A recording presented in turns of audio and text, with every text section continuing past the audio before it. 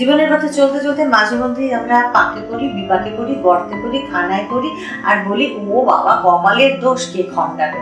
তাই না? আমাদের কোনো দোষই নেই, কপালটার দোষেই আমাদের যাবতীয় সবসময় সবকিছু খারাপ হতে হতে থাকে, তাই তো?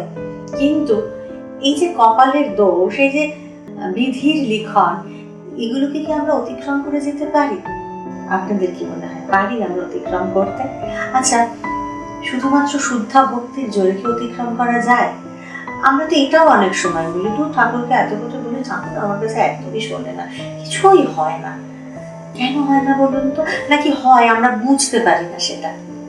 মাত্রাটা হয়তো অনেকটা ছিল, তার থেকে যতটা ওই কপালের লিখন ছিল সেটা হয়তো একটু কম পরিমাণে আমরা ভোগ করলাম, এমনটা হয়েছে কিনা ভেবে দেখেছেন কখনো?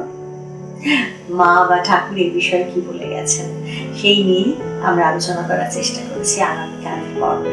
কোথায়? প্যাস্টার স্পিরিচুয়াল ইউটিউব চ্যানেল। আপনারা শুনে জানান আমাদের কেমন লাগলো। অবশ্যই কমেন্ট করুন, আমাদের সঙ্গে থাকুন আর শুনতে থাকুন শুধুমাত্র প্যাস্টার entertainment presence প্যাস্টার spiritual YouTube channel, প্রতি মঙ্গলবার এবং প্রতি শুক্রবার রাত্রি 8টায়।